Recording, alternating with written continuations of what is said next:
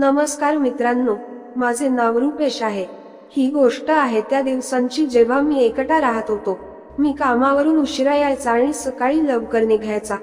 त्यामुळे घराची साफसफाई, कपडे धुणे हे सर्व फक्त रविवारीच करता येत असे। आठवड्यातून एक सुट्टीही होती आणि ती या कामांमध्ये घालवत असे। कुठेही फिरायला किंवा इतर काही करायला वेळ नव्हता। मग मी विचार केला की मोलकरीण कामाला ठेवू। मग मी माझ्या एका ओळखीच्या व्यक्तीला सांगितलं की मला मोलकरीणची आवश्यकता आहे, मिळाली तर मला कळवा। आणि काही दिवसांनी मीडियम वर्षांची महिला दारात आली आणि म्हणाली, साहेब तुम्हाला कामासाठी बाई हवी आहे, मला तुमच्या मित्रांनी सांगितले होते।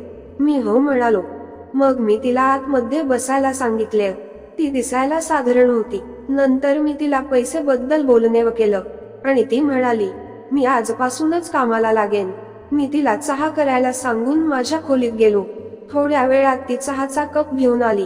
मी तिला विचारले, तू नाही घेत का चहा, आणि तुझा चहा कुठे आहे? ती म्हणाली, किचन मध्ये ठेवला आहे, मी तिथेच पिणार। मी म्हणालो, इथे आण, एकत्र पिऊ। ती कप घेऊन खोलीत आली आणि जमिनीवर बसली। मी तिला विचारले, तुझ्या घरात कोण कोण आहे? तिने सांगितले की तिचे लग्न होऊन 12 वर्ष झाली आहेत। तिला एक छोटा मुलगा आहे आणि म्हातारी सासू आहे। तिचा नवरा मजुरीचे काम करतो। तिचा नवरा त्याचे पूर्ण पैसे दारूवर खर्च करतो। आपला उदरनिर्वाह करण्यासाठी तिला हे काम करावे लागते, असेही तिने सांगितले। नंतर ती चहा पिऊन कामाला लागली आणि मी आंघोळीला गेलो। मी आंघोळ करून खोलीत आलो। थोड्या वेळात ती आली आणि म्हणाली, जेवणात काय बनवू? मी तिला सांगितले। मग तिने जेवण बनवले आणि मला सांगून निघून गेली। नंतर ती यायची। मी तिला दुसरी चावी दिलेली होती। त्या चावीने दार उघडून आपले कामे करून निघून जायची। एके दिवशी रविवारी मी घरी असताना ती आली आणि म्हणाली, साहेब सगळी कामं झालीत, मी जाऊ का? मी म्हणालो, ठीक आहे जा। पण ती तिथेच उभी होती आणि तिचा चेहरा नाराज दिसत होता आणि ती काही वेळ अशीच उभी राहिली। तेव्हा मी विचारलं, काय झालं, तुला जायचं नाही का? ती म्हणाली, साहेब मला थोडे पैसे हवे आहेत। मला एका ठिकाणीहून पैसे मिळाले होते, ते काही पैसे घरी खर्च झाले आणि उरलेले जे पैसे होते ते मी घरी ठेवले होते। त्या पैशाची माझा नवरा दारू पिला। मी म्हणालो, सांग तुला किती पैसे हवे आहेत? तिने 2000 रुपयांची मागणी केली।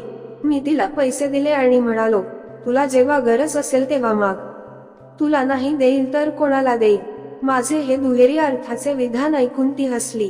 ती डोळे मोठे करून म्हणाली, हो मलाच द्या। आता मी पण हसलो। निघताना मी तिला एक कप चहा बनवून दे ना म्हणालो। ती म्हणाली, ठीक आहे। आम्ही दोघे चहा पित असताना ती म्हणाली, साहेब तुम्ही एकटे राहता आणि फक्त कामच करता, तुम्हाला तर काहीच वेळ नाही मिळत दुसरं कुठलं काम करायला। मी म्हणालो, काय करणार, काही उपाय आहे का? यावर ती म्हणाली, बरे झाले तुमची मैत्रीण नाही आहे, नाही तर तुम्ही तिला वेळच दिला नसता। मी पण हिम्मत करून म्हणालो, आता आहे नाही, जर झाली तरी तुझ्या सारखी असली पाहिजे।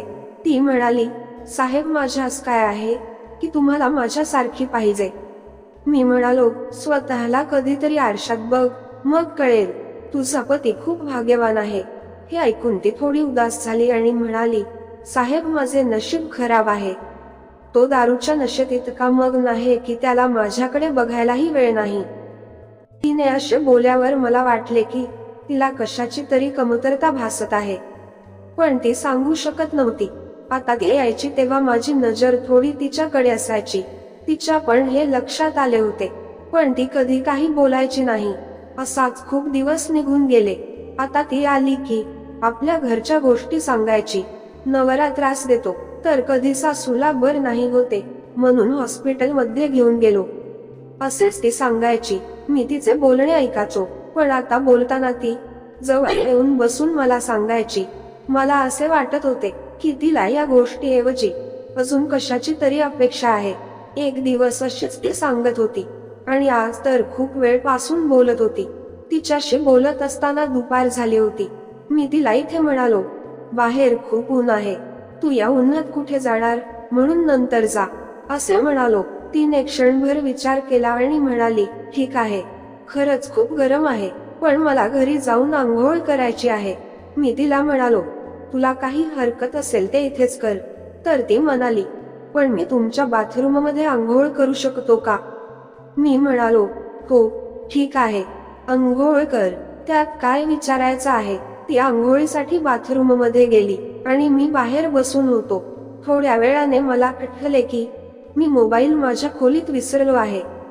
मी मोबाईल आणण्यासाठी गेलो आणि ती त्याच वेळेस आंघोळ करून बाहेर आली.